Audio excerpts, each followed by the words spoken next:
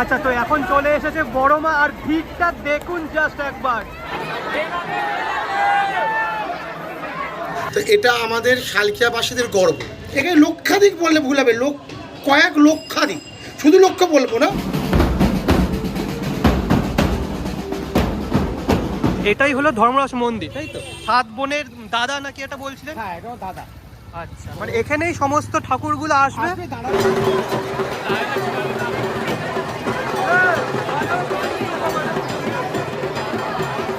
নৈহাটির বড়মার ভিড় দেখেছি, শান্তিপুরের মহিষকাকির ভিড় দেখেছি, আর আজকে দেখলাম শালকিয়ার এই নাম ভুলে গেছি, শীতলা মায়ের ভিড়।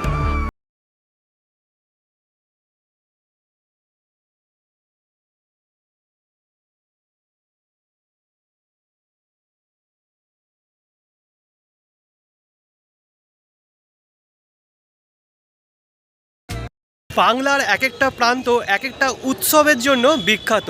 নৈহাটি যেমন বিখ্যাত নৈহাটির বড়মার জন্য, তেমনই বিখ্যাত চন্দননগর আর কৃষ্ণনগর জগদ্ধাত্রী পুজোর জন্য। আর কলকাতার দুর্গাপুজোর কথা কে না জানি, তেমনই হাওড়ার শালকিয়া বিখ্যাত শালকিয়ার বড়মার জন্য, অর্থাৎ শালকিয়ার মা শীতলা পুজোর জন্য।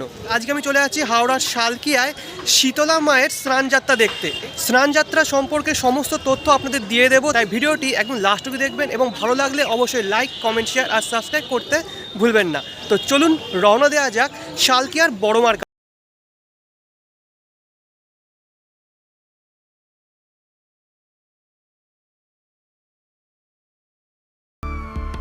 আচ্ছা, তো আমি এখন আছি শোভাবাজার স্টেশনে, পিছনে দেখতে পাচ্ছেন স্টেশন, আর তার পিছনে হলো গঙ্গা। এই চক্ররেলের স্টেশনগুলো আমার জাস্ট দারুণ লাগে, ট্রেনে করে যেতে যেতে পাশে গঙ্গা দর্শন করা যায়। তো যাই হোক, শোভাবাজার থেকে আমি ঘাট পার হয়ে যাব বাধাঘাটে।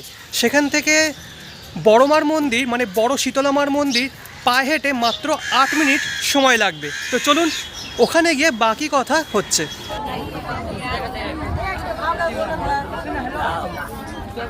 তো আমি এখন দাঁড়িয়ে আছি কলকাতার দিকে, মানে শোভাবাজার আহেরিটলা ঘাটে। এখানেই ভিড়টা দেখুন, জাস্ট লঞ্চে ওঠার ভিড়, তাহলে বুঝতেই পারছেন বাধাঘাটে কেমন ভিড় হবে। লঞ্চে ওঠার আগে ভয়টা আরও বেড়ে গিয়েছিল, কারণ এত বেশি ভিড় লঞ্চে কোনো দিন দেখিনি। যাই হোক না কেন, জয় মা শীতলার নাম নিয়ে মনে জোর জুগিয়ে উঠে পড়লাম লঞ্চে। গোটা লঞ্চটা মনে হচ্ছিল একটা আস্ত বনগা লোকাল। ঘাটে পৌঁছতেই আমার সমস্ত ভয় কেটে গেল। তো যাই হোক না কেন, আমি এখন দাঁড়িয়ে আছি বাধাঘাটে, আর দেখতে পাচ্ছেন ঘাটেই কত ভিড়।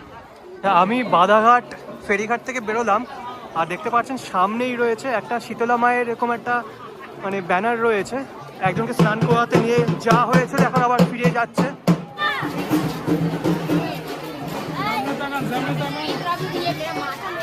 তো যতটা শুনলাম সকাল থেকে এরকম প্রচুর ভক্ত দণ্ডি কাটছেন, গঙ্গা থেকে স্নান করে দণ্ডি কাটতে কাটতে বড়মার মন্দির অবধি যাচ্ছে।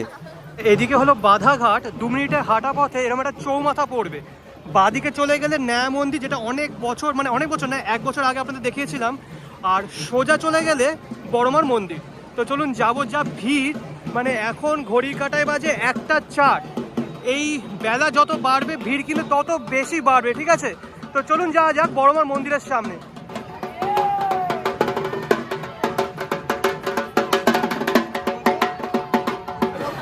তো ফাইনালি আমি চলে আসলাম হাওড়ার শালকিয়ার বড়মার মন্দিরের সামনে। দেখতে পাচ্ছেন মন্দিরটি কিন্তু একদমই সিম্পল আর সম্পূর্ণটা হলুদ রঙের।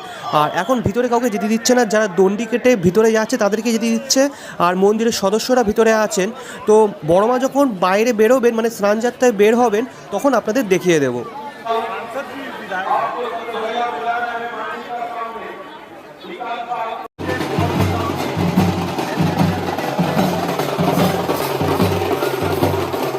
আচ্ছা, পরিচয় করিয়ে দিই যে মানুষটার জন্য এই শালকিয়ার এত বড় উৎসবটা আমি জানতে পেরেছি। এই যে আমার পিছনে দাঁড়িয়ে আছেন ইন্দ্রজিৎ দা। বাধাঘাট থেকে বড়মার মন্দিরটা দর্শন করে আমি এতক্ষণ দাদার বাড়িতেই ছিলাম, দাদার বাড়িতে খাওয়া দাওয়া করলাম, এবার বের হব। দাদা তো কিছুই খেলো না, কারণ দাদার উপোস ছিল। কত বছর পুরনো সেটা আগে একটু বলো। এটা আনুমানিক ধরো 400 কভার করেছে। 400 কভার করেছে এটা। তো এটা আমাদের শালকিয়াবাসীদের গর্ব, কারণ আমরা একটা বছরের অপেক্ষা করি এই পুজোটা কবে আমাদের কাছে আসবে। শুধু শালকিয়াবাসী না, এটা মেদিনীপুর, খড়গপুর, বিভিন্ন দূর দূরান্ত থেকে, কলকাতা থেকে প্রচুর মানুষ এখানে আসে।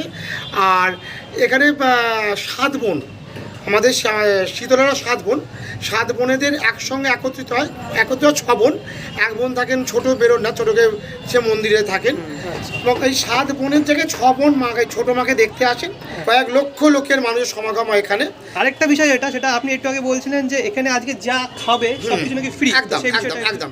আজকে আমাদের এখানে, আমি এটা নীলকে বলেছি যে যা রাস্তায় যত স্টল হবে, স্টলগুলো একটু সবাইকে দেখাবে। এখানে চা, লুচি, তরকারি, কফি, পায়েস, আইসক্রিম, ডাব, ফল, চা পাবে তুমি ফ্রিতে। আচ্ছা, জল বাতাস সব ভালো বিষয় একটা, ঠিক আছে। এটা কিন্তু কোথাও দেয় না, কোথাও পাওয়া যায় না। এটা একমাত্র আমার এখানে, এবং এটা দেবার জন্য লোকে দু হাত বাড়িয়ে থাকে কিছু লাগবে বলে। আচ্ছা, এটা আমাদের একটা বিশাল প্রাপ্তি। তো আজকে কিন্তু ইন্দ্রদাই কিন্তু আমার গাইড বলতে পারেন। ইন্দ্রদা পুরো শালকে আমাকে কাছে ঘুরিয়ে দেখাবে। আর সত্যি মানে ইন্দ্রদার সাথে যদি দেখা না হতো যে এত কিছু নিয়ম কানুন আছে, এটা আমি জানতেই পারতাম না। তো ইন্দ্রদা চলুন যাওয়া যাক। একদম চলো। এটি হলো বেলগাছিয়া অঞ্চল। তো সবার প্রথমে চলে এসেছি বেলগাছিয়া শীতলা মাকে দর্শন করতে। আর এটি দেখতে পাচ্ছেন বেলগাছিয়া শীতলা মায়ের স্নানযাত্রার জন্য যে শোভাযাত্রা, সে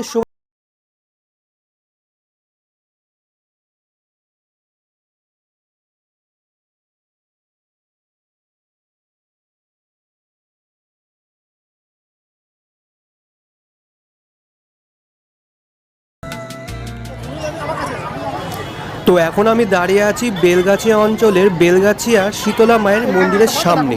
দেখতে পাচ্ছেন সিংহাসন সাজানো হয়েছে। এখন মাকে বের করানো হবে, তারপর সিংহাসনে বসিয়ে নিয়ে যাওয়া হবে স্নানযাত্রার উদ্দেশ্যে।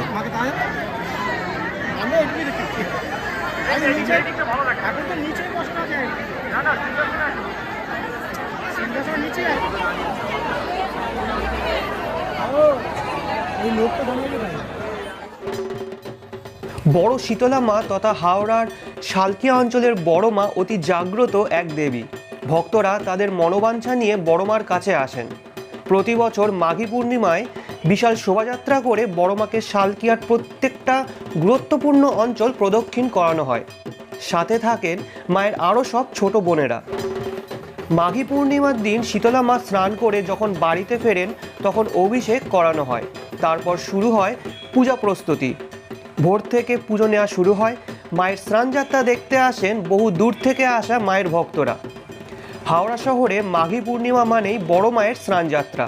তিনি বসন্তের বিভিন্ন রোগ থেকে এলাকার মানুষকে শত শত বছর ধরে রক্ষা করে আসছেন। তিনি হাওড়ার শালকিয়া অঞ্চলের বড় মা। শীতলা দেবীর উল্লেখ রামায়ণ ও মহাভারতেও আছে। কথিত আছে বিরাট রাজার রাজ্যে একবার বসন্ত রোগ দেখা দিয়েছিল। বিরাট রাজা শীতলা দেবীর পুজো দিয়েই রেহাই পান। বসন্ত ঋতুতে পৃথিবী পৃষ্ঠ উত্তপ্ত হতে শুরু করে। ভক্তদের বিশ্বাস এই সময় দেবী নিজে গঙ্গায় স্নান করে নিজে যেমন শীতল হন, তেমনি পৃথিবীর মাটিকেও শীতল ও ঠান্ডা করেন। তাই শীতলা পুজোর সাথে স্নানযাত্রার একটি সম্পর্ক আছে। এই স্নানযাত্রা প্রচলন সম্ভবত শালকিয়া অঞ্চলেই সীমাবদ্ধ। দুপুর 1টার সময় আপনাদের এই চৌমাথা দেখিয়েছিলাম, আর এখন ঘড়ি কাটায় বাজে বিকেল 4:30। আর এখন ভিড়টা দেখুন জাস্ট একবার। আচ্ছা, সামনে কিন্তু বড় মার সিংহাসন আমি দেখতে পাচ্ছি, কিন্তু এত ভিড় যে আমি মোবাইল পর্যন্ত ধরে রাখতে পারছি না। তাও চেষ্টা করছি আপনাদের দেখানোর। মোদ্দা কথা হলো, নৈহাটির বড় মার ভিড় দেখেছি, শান্তিপুরের মহিষকাকির ভিড় দেখেছি, আর আজকে দেখলাম শালকিয়ার এই নাম ভুলে গেছি শীতলা মায়ের ভিড়। বিশেষ করে বড় মার এখানে ইন্দ্রদা এখানে আছে। ইন্দ্রদা আর বলেছিল সব থেকে বেশি ভিড় পাবে।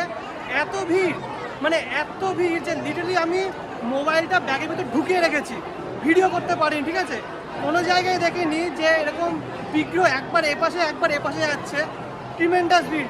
তাও চেষ্টা করবো যে মানে শটগুলো নেওয়ার। আর এই দাদা আমাকে সামনে রেখেছিল, নাহলে একদম তলিয়ে যেতাম। ঠিক আছে, তো দেখা যাক শটটা নিতে পারি কিনা। আমিও নাচরবান্ধা, আমিও ঠিক করেছিলাম যে বড় মাকে আমি আজকে দর্শন করবই, আর আপনাদেরকেও দর্শন করাবো। তাই অনেকটা ঘুরে আমি চলে এসেছিলাম বড় মার শোভাযাত্রার একদম সামনে। এর আগের শটটা আমি নিতে পারিনি, কারণ পিছন থেকে ছিলাম, মানে পিছনে ছিলাম। আর এখন আমি গলি দিয়ে ঘুরে সামনের দিকে এসেছি। এবার বড় মা আমার সামনের থেকে আসছে, আর উঁচু জায়গায় দাঁড়িয়েছে আপনাদের দেখানোর জন্য। কোথায় উঠে দাঁড়িয়েছি দেখুন, ঠিক আছে, রাস্তার উপরে। এখানে অনেকজন আছে, তার সাথে আমিও আছি। আর সামনে আসছে বড় মা। তো এখন কিন্তু অন্যান্য মারা আসছে, তারপরে বড় মা আসবে, পরপর 3টি মা আছে এখানে। বড় মার পিছনে যেসব মায়েরা আছেন তাদেরকে আগে পাস করে দেওয়া হচ্ছে, কারণ বড় মা আসলে প্রচণ্ড ভিড় হবে আর প্রচণ্ড ঠেলাঠেলিও হবে, তাই বড় মার পিছনে যেসব মায়েরা আছেন তাদের আগে পাস করে দেওয়া হচ্ছে। তো ফাইনালি দেখতে পাচ্ছেন বড় মার শোভাযাত্রা চলে এসেছে, আর সবার প্রথমে রয়েছে সিদ্ধিদাতা গণেশ ঠাকুরের একটি বিগ্রহ, তারপরে রয়েছে একটি গাড়ি, আর এই গাড়িতে সমস্ত রকম লাইট, মিউজিক সিস্টেম সমস্ত ইনস্টল করা রয়েছে। আচ্ছা, তো এখন চলে এসেছে বড় মা, আর ভিড়টা দেখুন জাস্ট একবার এদিকে যাচ্ছে, একবার এদিকে যাচ্ছে, ঠিক আছে। এক মায়ের পাশ দিয়ে যখন আরেক মা যান তখন দুই মাকে মুখোমুখি আনা হয়, দর্শন করানো হয় একে অপরকে, তারপর শোভাযাত্রা এগিয়ে চলে। তো এই বিষয়টা আমার দারুণ লাগলো। তো দেখতে পাচ্ছেন গৌরাঙ্গিনী মাতাকে যেমন নাচিয়েছিল নবদ্বীপে, আর বামা কালীকে যেমন নাচিয়েছিল শান্তিপুরে, ঠিক তেমন কিন্তু নাচানো হচ্ছে বড় মার সামনে আরেক মাকে, একদম মুখোমুখি করা হচ্ছে।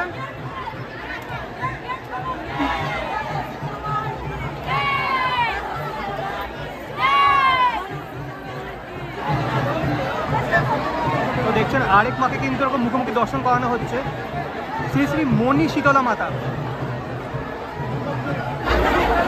আচ্ছা, তো এবার ফাইনালি কিন্তু বড় মা আসছেন, আর ভিড়টা দেখে জাস্ট আমার চক্ষু চড়ক গাছ।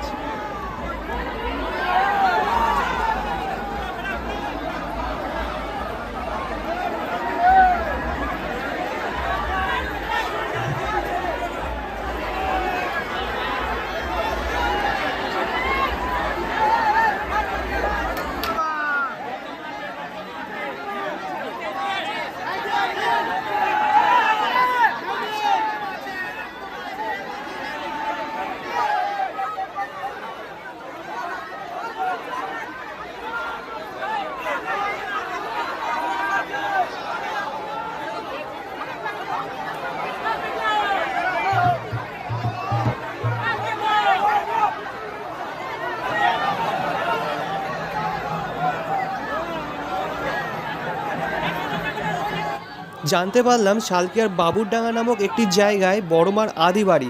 তো বাবুরডাঙ্গার যত কাছে বড় মা আসতে থাকেন ততই নাকি বড় মা নিজের আদি বাড়িতে যেতে চান, তখন নাকি ভক্তরা ধরে রাখতে পারেন না। সেই দৃশ্যই কিন্তু এখন আপনারা দেখছেন, কারণ বড় মা বাবুরডাঙ্গার প্রায় কাছাকাছি চলে এসেছেন।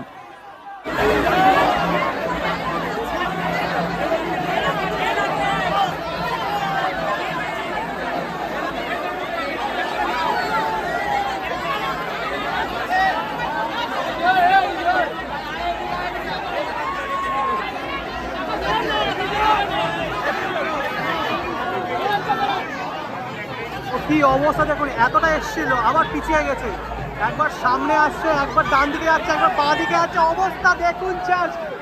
ভিড় কি, ভিড়ের বাবা বললেও ভুল হবে, এটা চরম লেভেলের ভিড়। নৈহাটির ভিড় দেখেছি, শান্তিপুরের মহিষকাকির ভিড় দেখেছি, বাবা কালীর ভিড় দেখেছি, কিন্তু এরকম ভিড় আমি এখনো পর্যন্ত দেখিনি।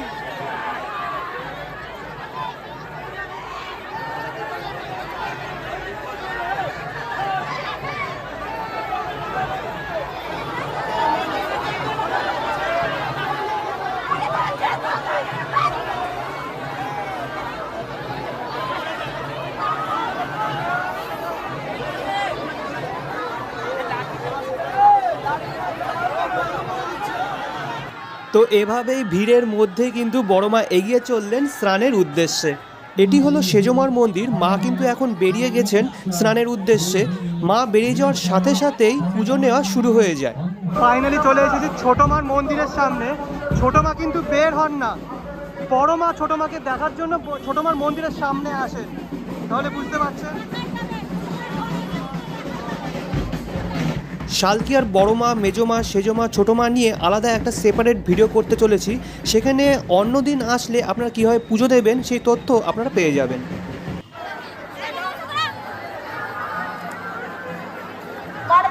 স্নান করতে যাওয়ার আগে ঘাটের আগে এই মন্দিরে মা এসে কাপড় পরেন, তারপর স্নান করতে যান। রাস্তার দুপাশে ভক্তরা দাঁড়িয়ে থাকেন আর হাতে থাকে একটি ঘটি, সেই ঘটির মধ্যে থাকে হলুদ জল। মা যখন যান মাকে এই হলুদ জল দিয়ে ভক্তরা স্নান করান, তারপর মাকে নিয়ে যাওয়া হয় গঙ্গায়, গঙ্গায় স্নান করানোর পর আবার নিয়ে যাওয়া হয় মন্দিরে।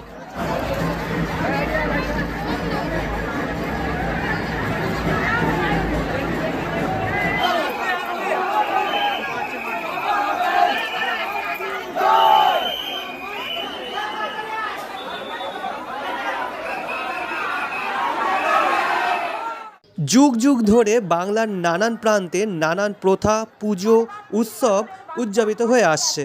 মানুষের ভক্তি, মানুষের বিশ্বাস এইসব উৎসবকে আরও প্রাণবন্ত করে তোলে।